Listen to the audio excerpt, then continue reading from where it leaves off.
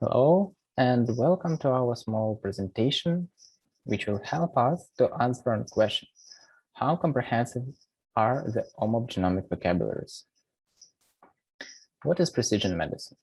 It's an emerging approach for disease treatment and prevention that takes into account individual variability in genes, environment, and lifestyle for each person. Precision oncology requires concise, standardized, and searchable interpretations of detected variants.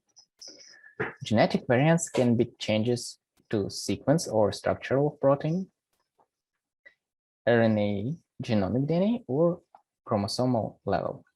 That's why OMOP genomic vocabulary was created, where we are combined variants and duplicated them from public repositories such as CleanVar, Civic, OncoKB, JAX, and others. Nowadays, we store in our new dictionary 632 genes and 19,000 of coding genes with 80,000 of variants. But the most important question, is it enough? If we look at all possible variants found, we can see the figure of 80 million of variants and 58,000 of genes. And we understand that a huge number of variants that may not always be found in the data. Otherwise, if we look only at the driver options, we will see that their number is too narrow. But what we can include in the desired options? Should it be clinically relevant variants such as driver mutations, frequent correlates, mutations relevant for drug effects?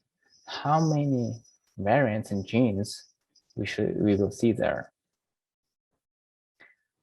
We also understand that every day there will be more and more genes and variants, and the list of desired variants will grow.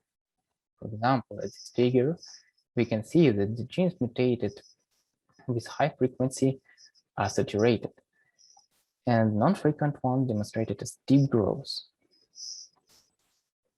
That's why we need to assess comprehensiveness of the OMOP standardized vocabularies in capturing genetic variations generated and selected as disease relevant.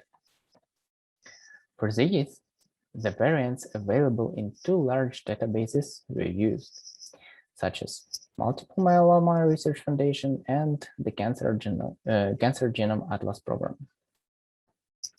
In our experiment, we take 144,000 mutations in 576 cancer genes as input from these two large databases. Then we did a matching using OMOP genomic and public source vocabularies, and we get accounts of this coverage.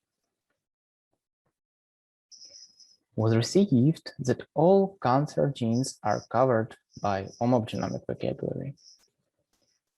About 1% is covered for all mutations from both databases, but if we take the distribution of variants by tumor type, we can see the variable percentage of coverage from 1.3% for ovary tumors up to 4.1% for prostate tumors.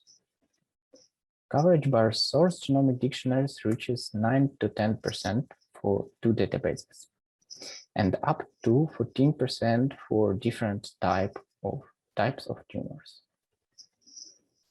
Let's look at clinically meaningful mutations. We can see a significant increase in coverage for coding regions and possibly damaging mutations using OMOP standard vocabulary, especially in TCGA. Also, we see that protein changes have a greater coverage in comparison with chromosome changes.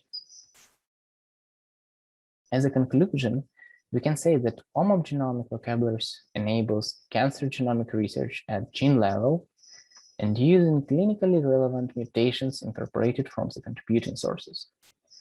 The constant integration of other genomic knowledge bases is essential to improve the coverage of important and clinically relevant mutations implicated in cancer. The readiness of the genomic vocabularies to conduct mutation-level cancer research needs to be assessed against gene and mutation-level data from institutions. We will be glad to see you with your genomic data, and we can contribute together to precision oncology research. Cheers.